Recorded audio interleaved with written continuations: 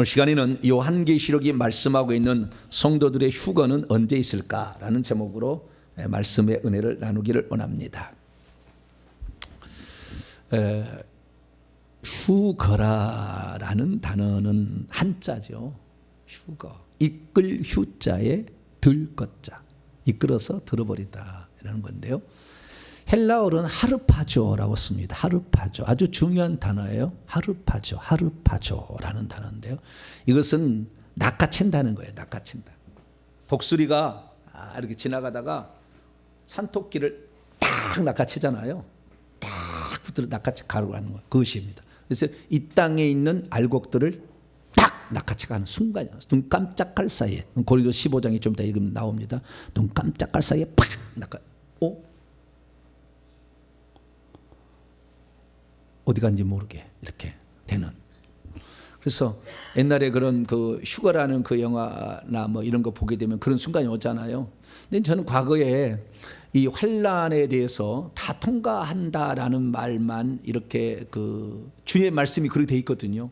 그래서 전부 다 통과한 줄 알았더니 요한계시록을 다시 한번 제대로 읽어보니까 그러지 않아요. 그러지 않고 환란을 전반기는 다 통과해요.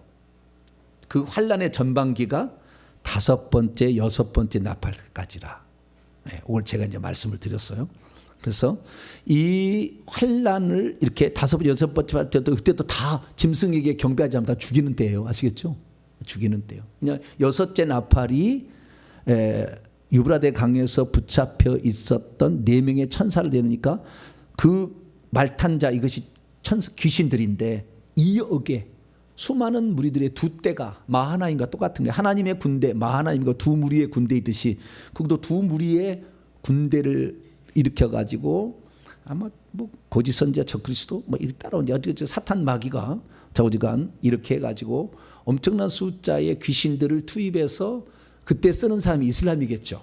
그래서 2억 정도 수많은 사람에게 사람 속에 들어가서 이슬람에도요 메시아 사상이 있어요. 이슬람에도. 그래서 예수 그리스도의 메시아는 가짜고 자기들이 기다리고 있는 메시아를 그는 마흐디라고 합니다. 이슬람 마흐디가 와서 이 세상에 왕노를 한다라는 그 이슬람 그 하디스인가 어디 나와요. 어디 나와. 그게 나와가지고 그들도 메시아를 기다리고 있거든요. 그 메시아를 제가 생각할 때는 저는 그렇습니다. 이것이 나중에 시간이 지나봐야 하는 거예요. 이것은 성경은 아니에요. 사우디아라비아의 왕세자가 되지 않을까라는 추정을 해봅니다. 왜냐하면 경제로 세계를 지배해야 되는데 경제를 세계로 그래서 네옴시티를 만들고 있는 아마 그 사람이 되지 않을까. 뭐 그 사람을 죽이고 다른 사람이 그 자리에 또 앉으면 모르겠어요. 어떨지는 모르겠지만 자 어디가 지금 38살밖에 먹질 않았으니까 그런 어떤 그러니까 이가 20년 돼봤자 58이잖아요. 그럼 딱 좋잖아요. 전 세계 지배에 딱 좋은 나이가 되지 않겠나 그런 생각에서 추측해 봅니다. 추측이에요. 그건 성경은 아닙니다. 그래서 이슬람 세력에서 나오게 되는데 그 이슬람 세력에 2억의 어마어마한 군대가 들어가서 귀신이 그 속에 들어가서 이 마흐디를 따르지 않는다. 다 죽이는 거죠. 그래서 지구의 3분의 인구를 청소를 하는 거예요. 그게 6째 나팔. 이때까지 다 6째 나팔 때는 아직 마지막 나팔이 아니잖아요. 마지막 나팔 소리와 함께 주님 오신다고 그랬잖아요. 그렇죠? 자, 성경을 찾아봅니다. 고린도전서 15장. 이게 3차 세계대전이 일어난다고 주님 오시는 게 아니죠. 그거 끝나야 되는 거죠. 고린도 15장 51절.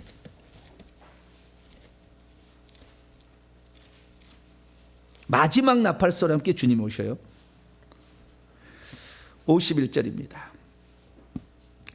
52절까지 읽습니다. 시작. 보라, 내가 너희에게 비밀을 말하노니 우리가 다 잠잘 것이 아니요 마지막 나팔의 순식간에 홀연히 다 변화되리니 나팔 소리가 나며 죽은 자들이 썩지 아니할 것으로 다시 살아나고 우리도 변화되리라. 아멘.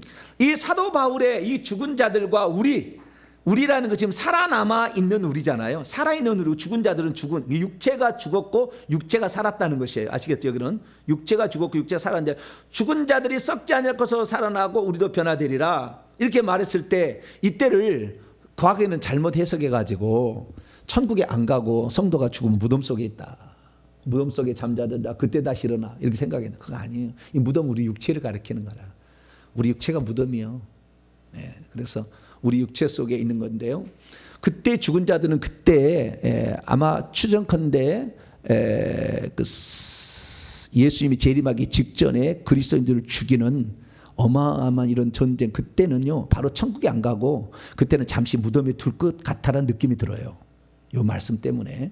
그래서 그때 당시에는 바로 천국 안 보내고 있다가 한꺼번에 부활시키지 않겠나. 그래서 죽은 자들이 먼저 일어나고 그 다음에 살아있는 자가 호련히 변화되어 가지고 주님을 영접하게 하는 거예요. 근데 이때가 언제냐?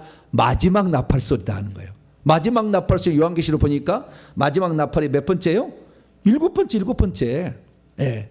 나팔이 있는데 나팔소리에서 마지막 나팔소리가 그냥 1, 2, 3, 4, 5, 6, 7번 7번째 나팔소리가 마지막 나팔소리거든요. 이거 마지막 나팔 소리는 이제 끝나잖아요. 그래서 예수님은 이것을 예수님은 큰 나팔 소리다 이렇게 말씀하셨어요. 그다음 마태복음 24장. 마태라는 기자가 예수님이 하신 말씀을 쓴 건데요. 마태복음 24장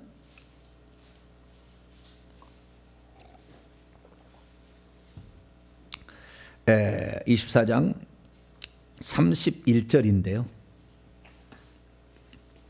31절 30절부터 읽겠습니다. 시작.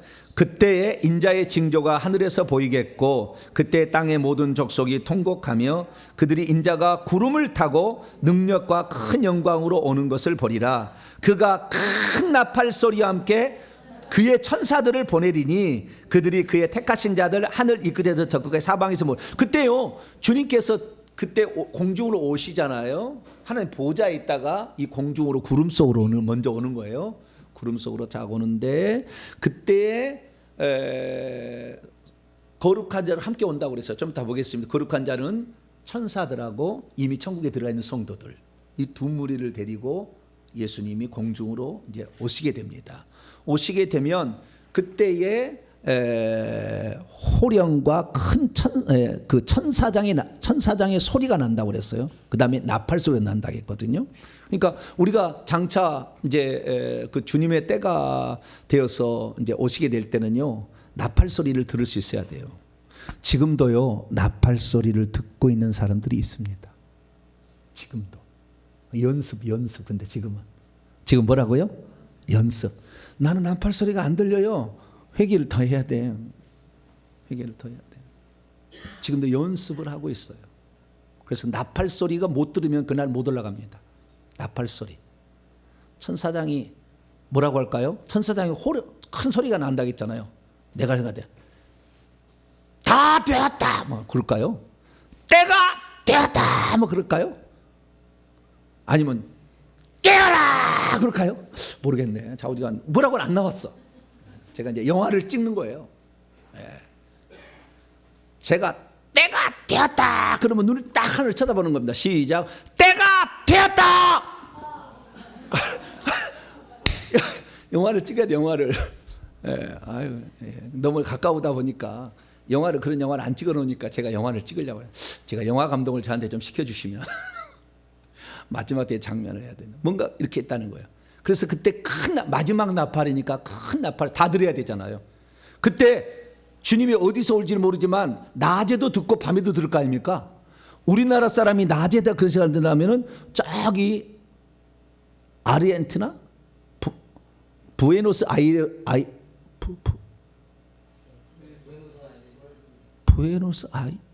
뭐 그런 나라가, 그런 수도가 있어요. 그죠?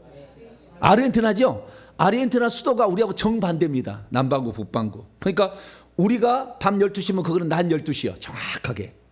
그러니까 우리가 주님이 오실 때 우리가 낮 시간이잖아요. 그럼 그걸 뭐 하고 있어요? 밤에 잠자다가 한 사람은 데려가고 한 사람은 올려가고, 우리는 남자면은 밭에서 일하고 여자는 맷돌 돌리다가 한 사람은 데려감을 당하고 한 사람은 남겨둠을 당하는 거예요. 동시에 임하는 거예요. 시간이 동시에 팍 하면 그 순간에 눈 깜짝할 사이에 탁 저편에 가지고 올라가는데 그걸 큰 나팔, 모든 사람이 다 들어야 되니까 그래서 큰 나팔소와 함께 올라가는 것이고, 그 다음에 바울은 이 고린도 15장에는 마지막 나팔인데 데살로니가전서 4장에는 하나님의 나팔이라고 얘기를 합니다. 데살로니가전서 4장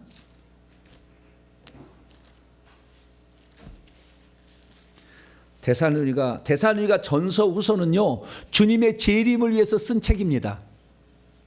데살로니가 전서하고 데살로니가 후서는 주님의 재림을 위해서 바울이 쓴 특별한 책이에요. 여기를 두 가지 읽어보게 되면 주님의 재림에 대하여 정확한 기록들이 있어요. 그래서 고린도 15장을 제외하고는 데살로니가 전서 후서가 재림 책이다, 재림 편지다, 이렇게 생각하시면 돼요.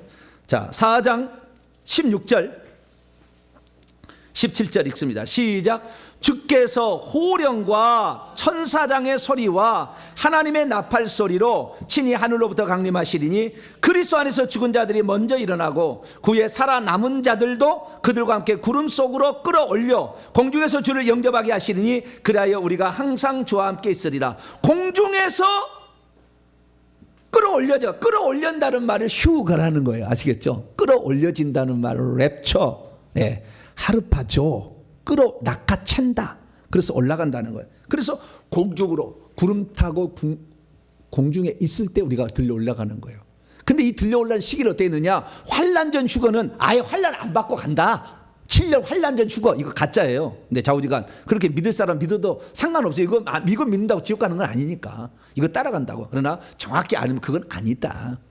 7년 환란전 휴거 아니에요. 환란 받아요. 5째 나팔, 6째 나팔 때, 다 7번째 나팔 때 주님이 오신다고 했잖아요. 구름 속으로. 그러니까 환란을 안 받는 게 아니에요. 저 그릇의 치하에서 많은 고통을 받고 순교들 많이 나올 때예요. 그래서 이 7번째 나팔쯤 되면은 이미 하나님께서 이 땅에 구원시키기 위해서 당신이 작정해서 보낸 사명자들, 이것을 요한계시는 선지자들이라고 표현합니다. 선지자, 하나님 말씀을 이렇게 말해놓은 자들이죠. 선포해서 세례 요한, 엘리야 뭐 이런 사람들이죠. 이런 사람, 두 증인가 이런 사람들이죠. 이런 사람들이 이제 얘기를 하게 되는데 이런 사람들의 숫자가 7번째 나팔쯤에 다 차요. 지금도 거의 찼는데 그때 되면 다 차.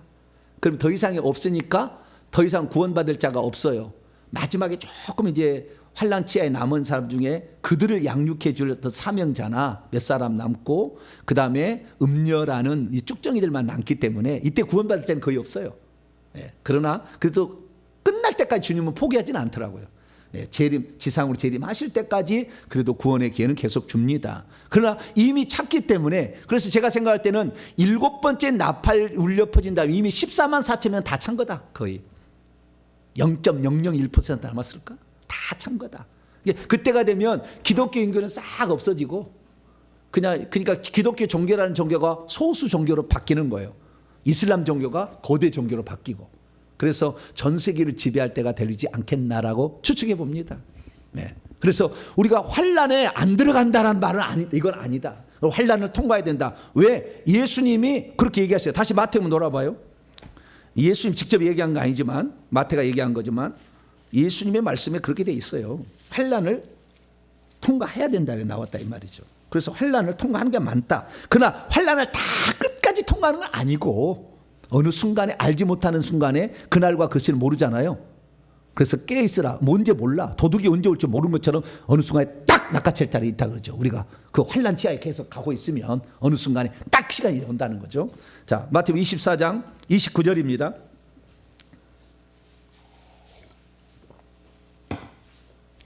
29절 30절까지 읽겠습니다. 시작.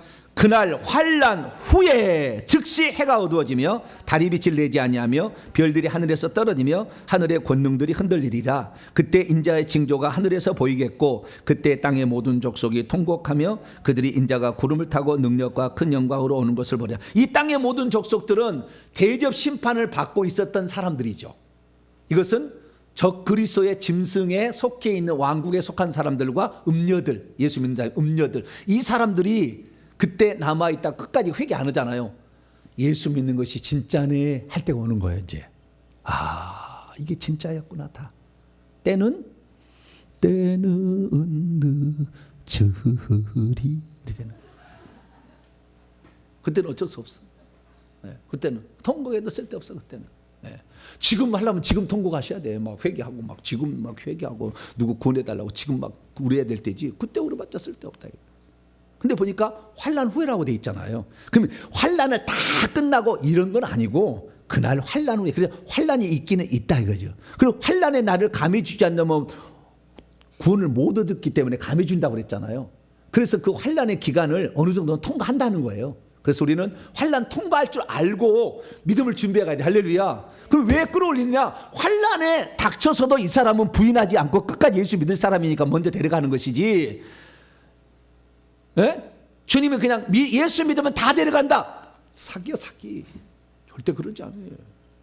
그 신부가 자기 옳은 행실로 세마포를 빨아서 준비했다고 하잖아요. 회개 안 하고 괴지고 있는데 그 사람을 하나님 데려간다고요? 책도 없어. 말도 안 돼.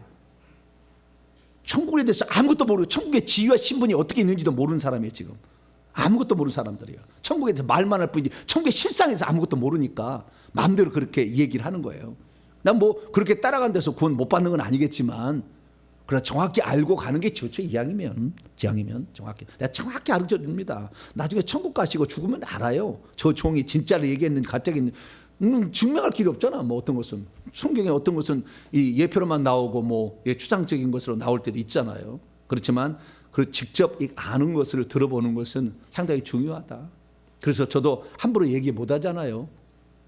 제가 책임져야 되니까. 나를 따라와서 한 사람의 지옥 가면 너 한 사람 실족시키면 연자맷돌을 목에다 매달아 물에 빠져 죽어라고 그랬잖아요. 주님이.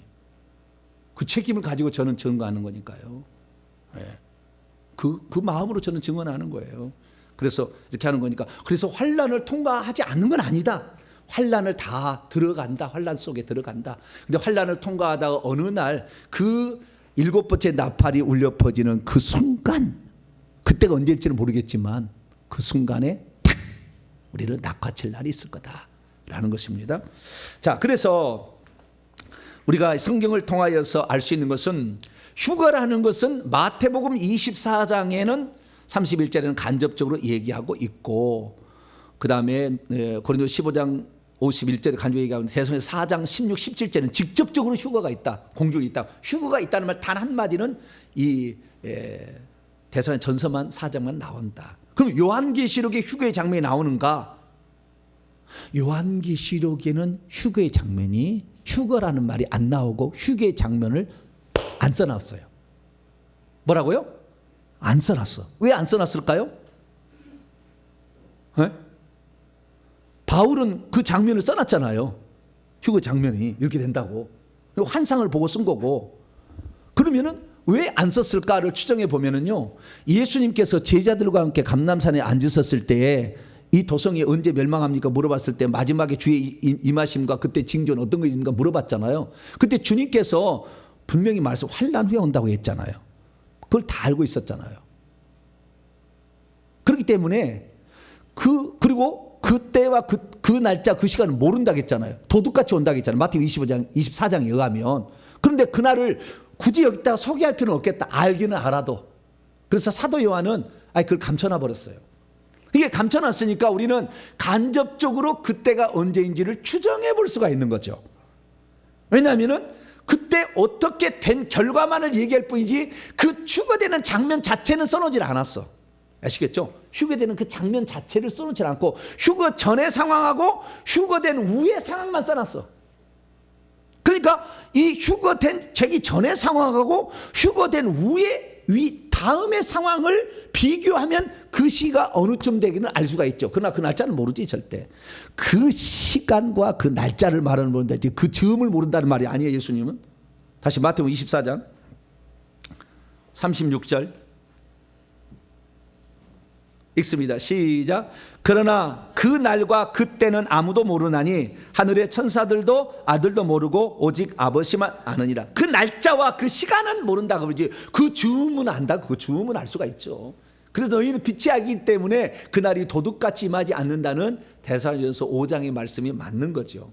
그러나 주님은 언제 임하는지 알 수가 없으니까 항상 깨어서 준비하라. 자, 42절로 44절까지 42절로 44절 시작.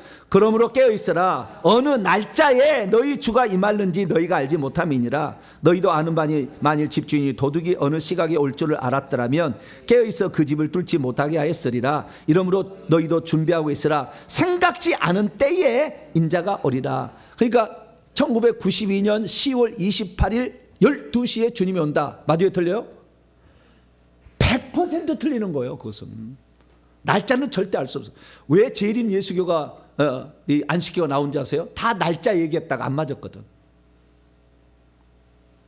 안식교가. 그래서 안식교가 종말에 관심이 많은 거예요. 왜냐하면 한 번 실패했는데 그래도 그때 많은 종말에서 공부를 많이 했었거든요. 많이 했습니다. 그래서 안식교 가면은요, 생애의 빛 뭐 많이 써요. 안식교 계열이. 네. 그 안식교회에서 나와가지고 하는 사람을 얼마나 지금 대한민국 많이 보는지 몰라요. 그런 사람들. 왜? 종말에 대해서 그들 많이 공부를 했거든. 근데 그게 틀렸다는 거잖아요, 결국에. 그러니까 함부로 공부했다가는 미혹당할 수 있어요. 우리는 성경을 잘 읽고 요한계시록을 잘 읽고 100번을 읽으세요. 물론 100번 읽다고 다 깨달을 수 있는 건 아니지만 내용을 흐름을 알고 있으면 선지자가 얘기할 때 들을 수가 있잖아요. 아, 이게 맞겠구나. 들을 수가 들을 끼는 사람은 알게 되는 거니까. 예. 그래서 이 알 수 없는 데 오지만 날짜를 모른다겠다는 우리 즈음은. 그래서 무화과 나무가 잎이 나고 싹이 나면 그때가 가까운지 알라. 이렇게 때를 시간을 보고 때를 알라 이렇게 하는 거 아닙니까? 자, 그러면은 요한계시록에서는 그러면은 그 올려놓은 상황, 공중에 구름 속으로 올려놓는 상황이 나오고 그 전에 상황이 나온다 그 말이에요.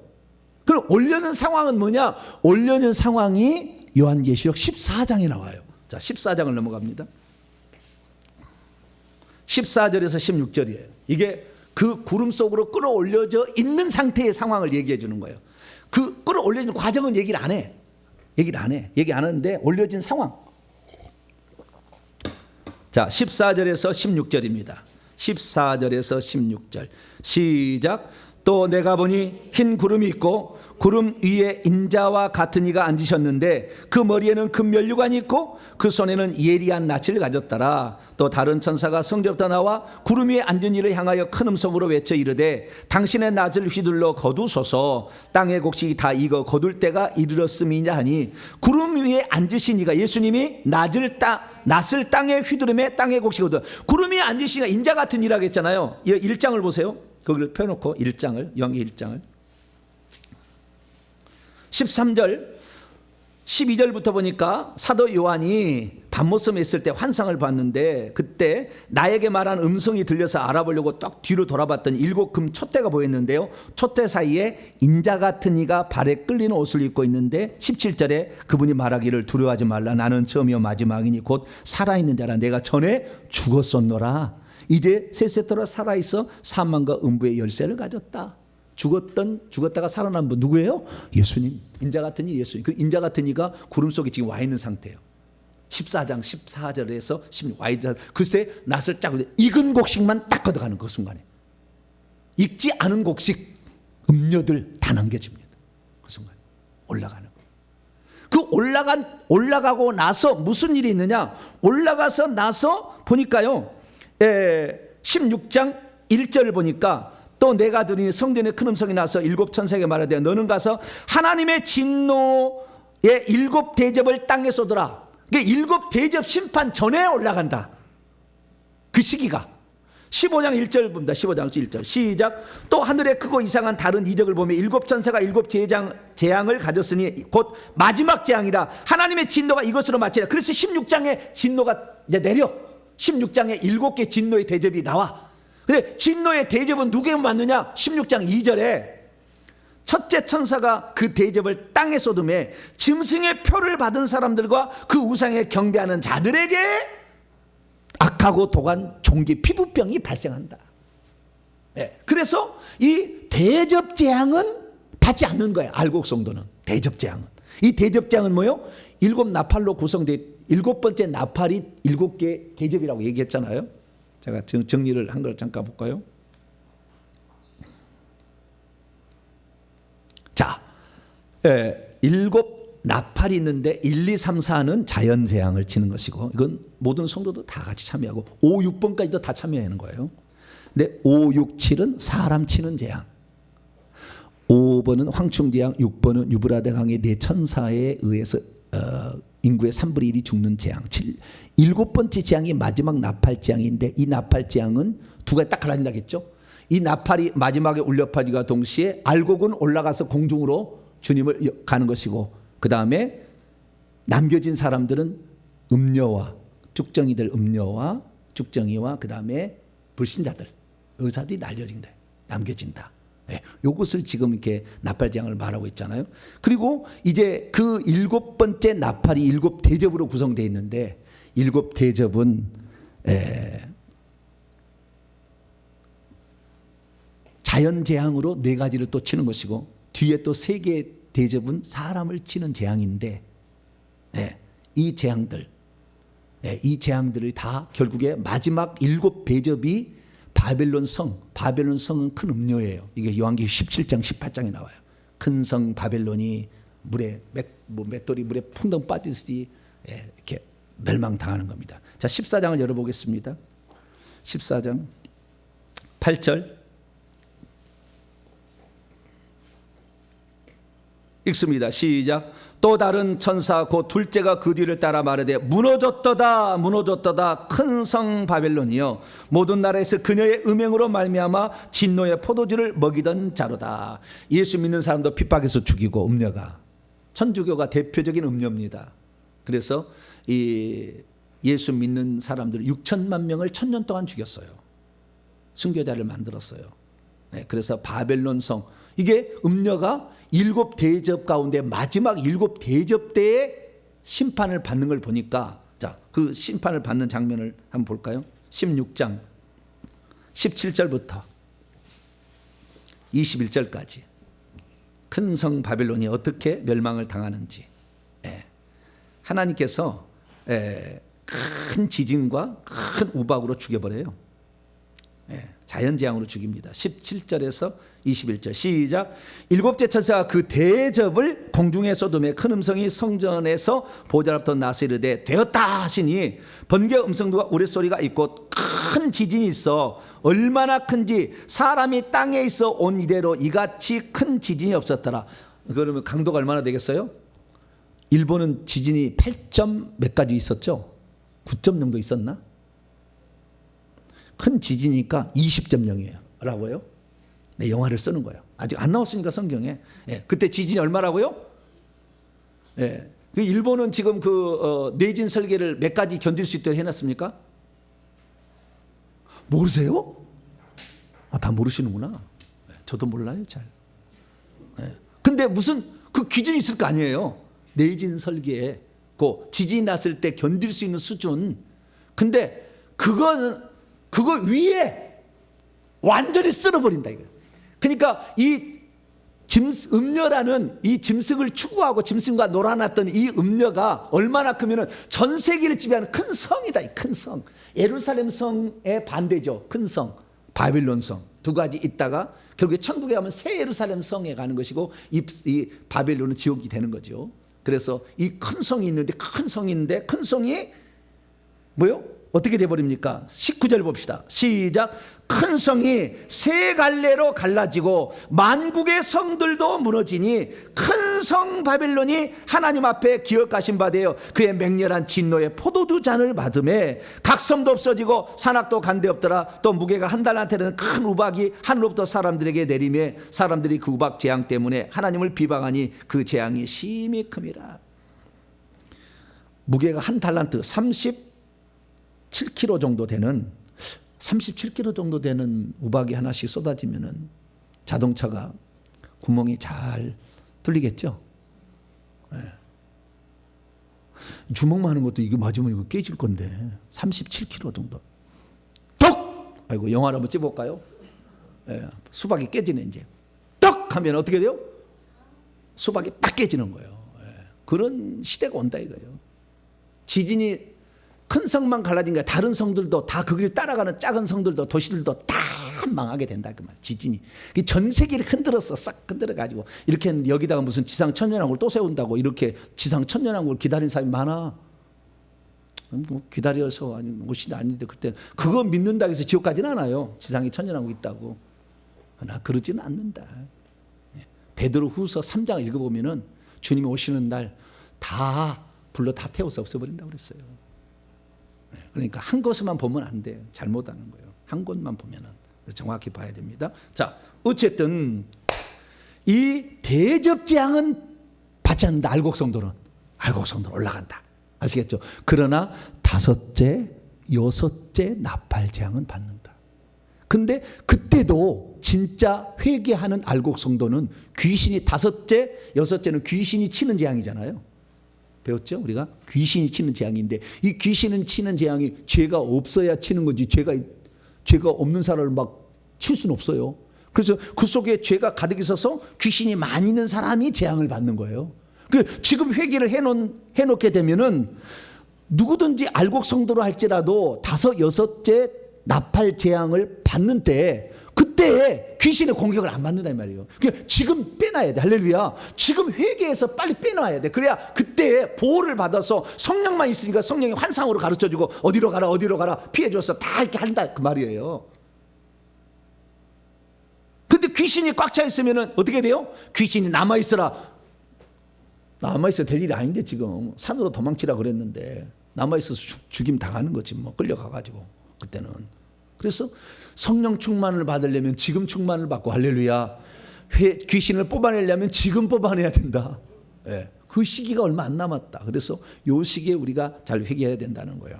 그래서 요한계시록에서는 그 하늘의 공중에 낫을 추수하는 장면으로 간접적으로 표현되지 무슨 공중으로 주님이 오시라고 해서 휴게소 천사 보내가고 뭐 한다는 말이 안 나온다 그 말이에요. 아시겠죠? 그리고 공중에 올라갔다가 지상에 7 대접을 내려서 싹 적그리스도 치아와 음녀들을 다 죽인 다음에 주님이 그 마지막에 7 대접 심판이 음녀를 죽이고 6번째 대접 때 유브라데가 말려가지고 동방으로 도는 새 용과 짐승과 선지자에서 나오는 그들로 말미암아 군대를 만들어가지고 마지막 7번째 대접이 끝난 다음에 하늘에 하나님하고 대항해서 싸우는 것이 아마겟돈 전쟁 이거예요. 그때 주님께서 와서 죽이는데 누구랑 오느냐? 요한계시록 19장입니다. 누구랑 오느냐 그때. 주님 혼자 싸우시느냐? 공중에 와가지고. 자, 누구랑 오느냐? 11절입니다. 11절부터 14절에 답은 나오고요. 11절부터 읽습니다. 또 내가 하늘이 열린 것을 보니 보라 백마와 그것을 탄 자 예수님입니다. 있으니 그의 이름은 충신과 진실이라. 그가 공의로 심판하며 싸우더라. 그의 눈은 불꽃 같고 다 안다는 거잖아요. 그의 머리는 많은 관들이 있고 디아데마 왕관들이 있고요. 또 이름 쓴 것이 하나 있으니 자기밖에 아는 이가 없고 그가 피 뿌린 옷을 입었는데 그의 이름은 하나님의 말씀이라 징하더라. 14절 15절 읽습니다. 시작. 하늘에 있는 군대들이 희고 깨끗한 샘바포 옷들을 입고 백마를 타고 그분을 따르더라. 그분의 입에서 예리한 칼이 나오니 그것으로 만국을 치겠고 친히 그들을 철장으로 다스리며 또 친히 하나님 곧 전능하신 이의 맹렬한 진노의 포도주 틀을 밟으리라. 그분이 바로 16절에 그분의 옷과 그분의 다리에 이름을 쓴 것이 있으니 만왕의 만주의 주예요. 만왕의 만주의 주를 17장 14절을 보면 어린 양은 만왕의 만주의 주심으로 그들을 이기실 것이다 라고 딱 돼 있어요. 그들이 여기 아마겟돈 전쟁 이들을 얘기하고 있어요. 그래서 예수님께서 오시는데 14절 보니까 하늘에 있는 군대들이 그 뒤를 따라. 군대들, 이 군대들은 누구 거예요? 미가엘과 그의 천사장을 중심으로 한 하늘의 천사들이겠죠. 귀신을 잡아야 되니까. 이때 전쟁은 귀신이 용과 짐승과 거짓 선자 귀신이 짐승과 거짓 선자 사람 속에 들어가. 두 사람은 사람이잖아요. 용은 그냥 귀신만이고 영만이고 짐승과 거짓 선자는 이 거짓은 사람 속에 들어가서 역사하는 거거든. 적그리스도 지금 이슬람의 대표자가 되겠죠. 지도자가. 그 다음에 거짓 선자 기독교 쪽에서 그들 추앙하는 이렇게 있는데 이들을 따르는 땅의 왕들이 또 많이 있어. 그래서 음료가 속여가지고 우리 붙였기 때문에. 그래서 이 땅의 왕들은 많이 있는 것이니까 주님이 처단해야 될 두 종류의 것은 사람으로서 대적하는 자하고 사단, 귀신에 대적하는 두 무리를 쳐야 돼. 주님이. 그래서 주님께서도 오시는데 그때 하늘에서 귀신 잡으려면은 누가 해야 돼요? 미가엘과 그의 천사장을 데려와야지. 그 다음에 일반 사람으로서 대적하는 땅의 왕들과 적그리스도 이런 사람 채려면 우리 성도들이 따라가야 되는 거예요. 우리 성도들이. 그래서 여기에 하늘에 있는 군대들은 두 무리의 군대일 거다 추정이 되는 겁니다. 예. 그래서 이 두 무리의 군대 중에 예수 믿는 사람이 거기에 있다는 걸 어떻게 하느냐? 데살로니가전서에 나와요. 3장. 여기는 안 나와. 이게 다 이렇게 전체를 봐야 돼요. 데살로니가전서 3장 13절에 나옵니다.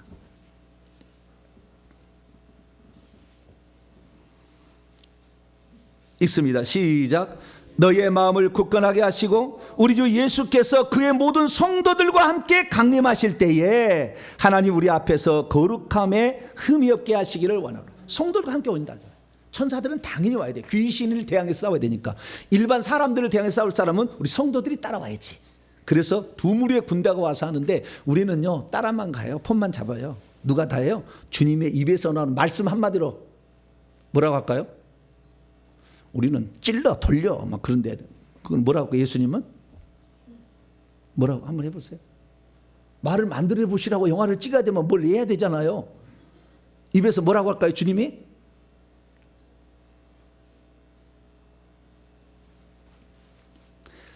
끝났다 뭐라고요? 아니 내가 찍어 영화를 찍으면 이제 그렇다 이거지. 예. 끝났다 그러면 끝나는 게 시간이 아니냐. 뭐 어떻게 하겠어요? 뭐 찔러 이렇게 이런 거 다 모르겠어. 뭐 이런 것도 모르겠어. 좌우지간 모르겠네. 다 되었다. 뭐 모르겠네. 좌우지간 뭐라고 주님이 하시면 입에 말이 금이잖아요. 주님은 말씀 한마디로 네. 다 되었다 그러지 않겠나? 다 되었다 하는 순간에 팍 치는 거죠. 이 미가엘과 그 천사는 귀신들을 탁 결박해서 물어 다 끌어내 버리고 사람들은 그 순간에 피를 토하든지 눈이 썩어서 막 죽어 나갈 거예요. 막 토하고 막 죽을 거예요. 다 죽여버리는 거예요. 그래서 끝나는 겁니다. 그래서 이 예수님께서 마지막 아마겟돈 할 때 그때 공중에 끌어오는 게 아니라 그때는 이미 데리고 온다니까 있었잖아요.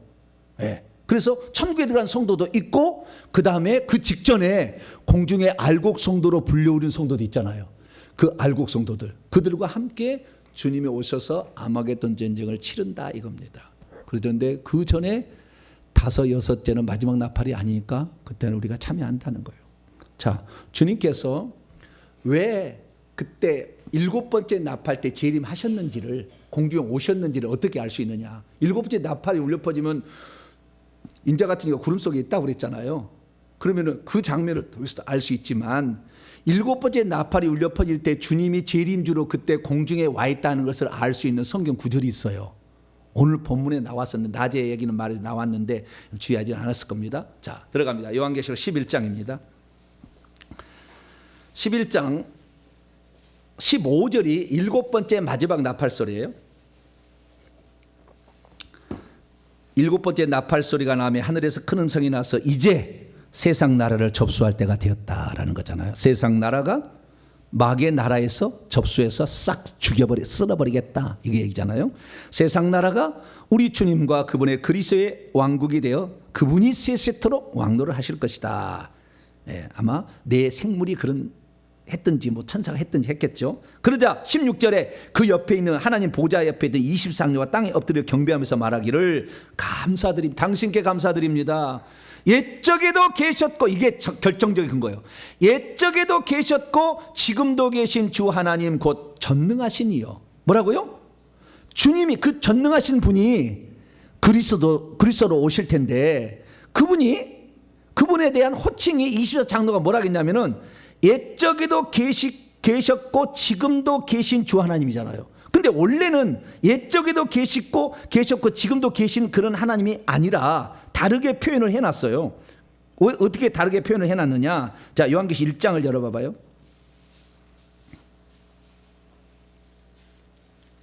요한계시록 1장 4절입니다. 읽습니다. 시작. 요한은 아시아에 있는 7 교회에게 편지하노니 이제도 계시고 전에도 계셨고 장차 오실 이와 그의 보좌 앞에 있는 7명. 하나님을 어떻게 표현하면 이제도 계시고 전에도 계셨고 장차 오실, 지금도 있고 전에도 있었고 장차 오실 이라고 표현했단 말이에요. 근데 아까 요한계시록 이제 7번째 나팔이 울려 퍼지면 예전에도 계셨고 지금도 계시고 장차 올 시는 빠졌어. 왜? 지금 왔으니까. 7번째 나팔소리가 공주로 왔잖아, 재림주로. 그러니까 그게 빠진 거예요. 자, 4장에도 나와요. 4장에도. 그전에는 그렇게 안 나온다. 이렇게 나온다. 4장 8절을 또 한번 읽어봐요. 4장 8절 읽습니다. 시작. 내 생물은 각각 6 날개를 가졌고 그 안과 주에는 눈들이 가득하더라. 그들이 밤낮 쉬지 않고 이르기를 거룩하다 거룩하다 거룩하다 주 하나님 곧 전능하신 이시여 전에도 계셨고 이제도 계시고 장차 오시리. 이 세 개로 얘기를 해야 되는데 예수님이 7시에 나팔소리 와버리니까 전에도 계셨고 지금도 계시고 장차 오시는 빠졌어. 오셨으니까. 할렐루야. 그래서 그때 공주로 왔다는 것이 확실히 증명이 되는 거예요. 그래서 그 공중에 있을 때 한 천사가 땅의 곡식이 다 익었습니다. 낫을 휘두르셔서 그랬다는 거 아니에요. 네. 낫을 쫙 휘두르니까 익은 곡식만 추수가 되더라. 네. 그것이 14장에 나온다. 그 주님의 묘사가 또 더 재밌는 게 또 있어요. 자, 5장을 열어보게 되면 5장을 내려보면 1절을 보면 하나님의 보좌가 있는데 그 보좌에 앉으신 이가 있어요. 그분은 하나님이죠. 주 하나님은 전능하신 이. 그분이 구약에는 여호와라고 불렸고 신약에는 아들로 오신 거예요. 아시겠죠? 근데 그 아들로 가신 분이 다시 올라가셨어. 근데 이 아들의 역할은 재림주까지는 해야 돼요. 아들의 역할이 아직 안 끝났어. 그리고 중보 기도자도 해야 되잖아. 우리가 기도하면 중보 기도, 대제사장 일도 해야 돼. 그 일을 주님이 아직 아들로서 하실 일이 있기 때문에 그때는 그 아들로서의 역할을 할 때 그분을 뭐라고 부르냐면은 어린 양이라고 불러요. 뭐라고요? 어린 양. 하나님 보좌 앞에 있는 어린 양. 아들로서 아직까지 그 일찍 죽임을 당한 어린 양이라 표현한 것은 일찍 죽임을 당한 우리를 위해서 십자가에 죽으신 것을 표현하기 위한 거예요. 그 어린 양이 있는데 그 어린 양이 이 온 우주에 돌아갈 역사가 장차 미래에 되어질 일이 5장부터 22장까지 나와요. 4장부터 이제 천상의 장면, 5장, 4, 5장은 천상의 장면, 6장부터 이제 첫째 인이 떼어지기 시작합니다. 그래서 흰말, 붉은 말, 검은 말, 청황색 말 이렇게 떼어지는데 이때 이 세상 돌아갈 모든 일이 기록된 것이 7개의 도장을 지킨 하나의 두루마리였어요. 그 두루마리를 누가 갖고 있었느냐? 보좌에 앉으신 이가 갖고 있네. 그래서 어린 양한테 그걸 줍니다. 그 두루마기를. 그래서 이 두루마리를 하나를 주니까 이 두루마리를 하나씩 떼는 거예요. 도장이 찍힌 것을 떼서 떼고 하니까 첫째 인을 떼고 있는데 마지막 7째 인이 7 나팔로 구성되어 있었고 7 나팔의 마지막 7번째 나팔 7 대접으로 구성되어 있었어요. 그러니까 거기 안에 다 들은 거예요. 그것을 누가 갖고 있었다고요? 어린 양이 갖고 있었다. 자, 이걸 봅니다. 자, 5장 1절부터 내가 보매 보좌에 앉으시니 오른손에 두루마리가 있으니 안팎으로 썩고 7인으로 봉하였더라. 7인이 이게. 또 내가 보니 힘 있는 천사가 큰 음성으로 외치되 누가 그 두루마기를 펴며 그 인을 떼기에 합당하냐 하니 하늘 위에나 땅 위에나 땅 아래 아무도 그것을 펴거나 펼치거나 보게 할 자가 없었더라. 그 두루마리를 펴거나 보거나 하기에 합당한 자가 보이지 않기로 내가 크게 사도 요한이 크게 울었더니 장로 중 한 사람이 말하기 24장로 한 사람이 말하기를 울지 마라.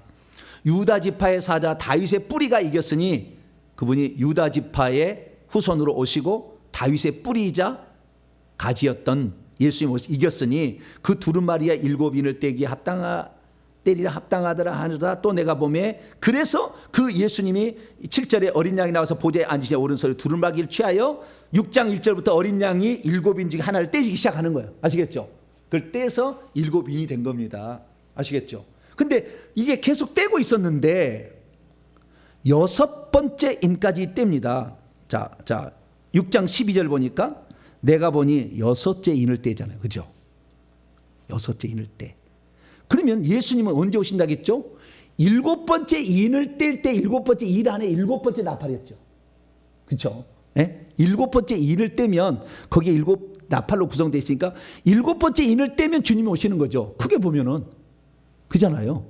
왜냐하면 여기 7번 나팔이 있으니까.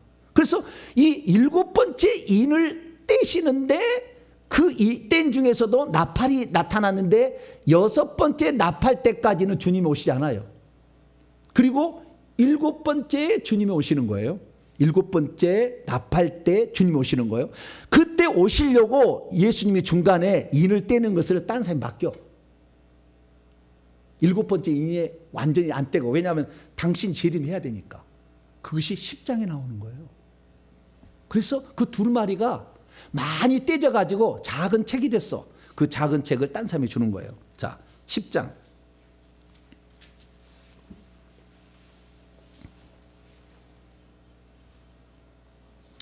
10장 1절부터 보면은요.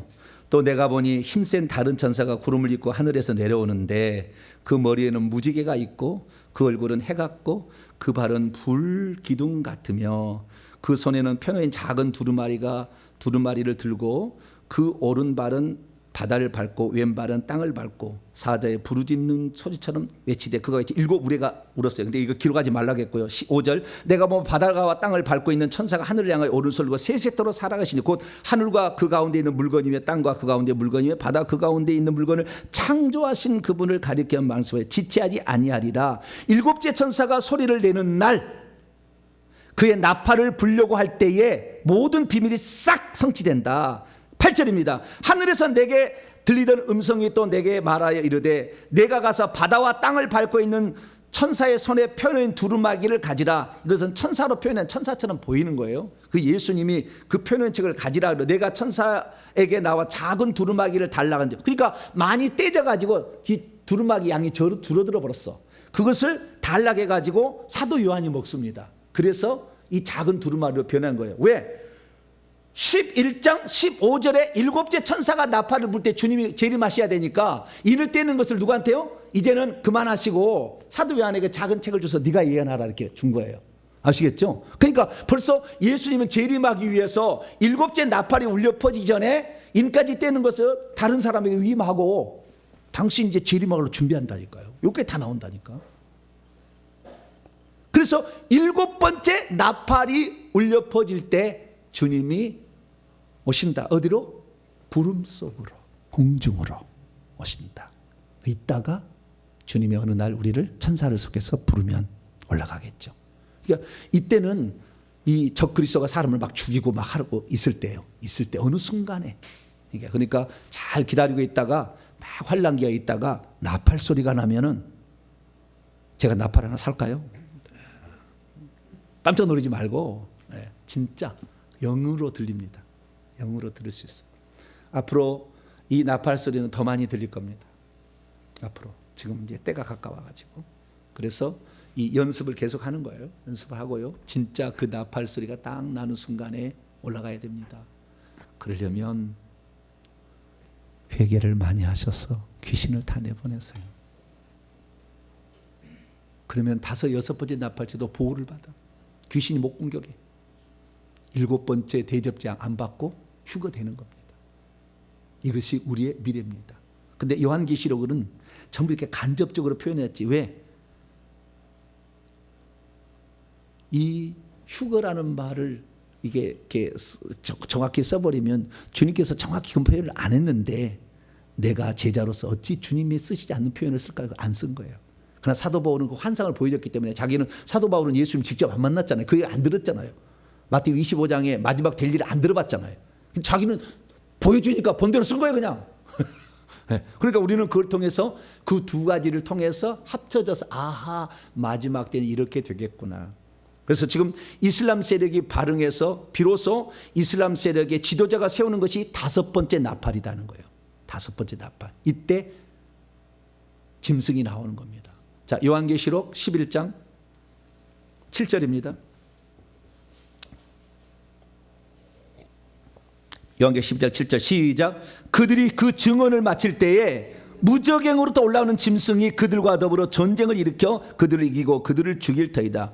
이 두 증인이 마지막 복음을 증거하는 이 두 증인이 증언을 마칠 때 무저갱으로 짐승이 올라온다 했잖아요. 이게 요한계시록 9장에 나와요. 9장 1절에 보니까 5째 천사가 나팔을 불매 내가 보니 하늘에서 땅에 떨어지는 별 하나 사단 마귀입니다. 이미 있는데 그에게 원문 그에게 무저갱의 열쇠가 주어지므로 그가 무저갱의 열쇠를 열어가지고 그 속에 있는 귀신들을 올려보내는 겁니다. 그래서 그 귀신이 올라오는데 이때 짐승이 올라오잖아요. 그러니까 복음을 증거하는 적그리스도가 진짜 사람들 막 죽이는 5번째 나팔 전에까지 많은 사람이 활동할 거라는 게 복음을 막 증언. 저도 뭐 그중에 하나에 조금은 되겠죠. 예, 잔다는 거예요. 그리고 5째 나팔은 진짜 환란체에 들어가는 거예요. 저도 들어가겠죠. 6번째 나팔까지 다 갑니다. 그러니까 우리는 환란을 통과한다고 생각하고 믿음을 준비해 나가되 그때도 보호받으려면 회개를 많이 하시고 있다가 정말 알곡이 되면 7번째 나팔이 울려 퍼지는 순간에 딱 순간적으로 사라진다. 네. 그러면 우리는 지상에 이렇게 처해지는 많은 환란을 보지 않아도 된다. 보지 않아도 된 것은 하나님께서 보지 않아도 될 만큼 믿음이 있는 자들이니까 데려갔다. 그러나 그것을 보지 않으면 믿지 않을 사람들은 다 남겨줍니다. 경험하게 합니다. 네. 이렇게 말을 해도 안 들을 사람들 다 남겨버린다니 하나님이. 그래서 그 환란치에 들어가게 한다니까요. 그래서 끝까지 육류표를 짐승의 표를 받지 아니하고 오직 주님에 대한 신앙의 지조를 지키며 순교를 하는 자만 결국에 이 사람이 천국에 들어갈 수 있는 거죠.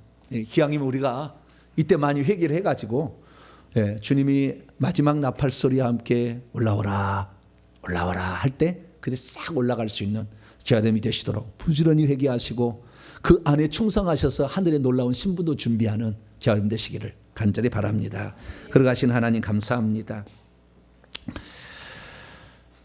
예수님이 이제 오신다고 하마스를 통하여 목배에서 죽이는 일들을 보여주고 있는데도 어떤 사람은 깨어나지 않고 있습니다. 우리에게 하나님 이것이 그냥 있어질 일이겠습니까? 때가 얼마 남지 않았다.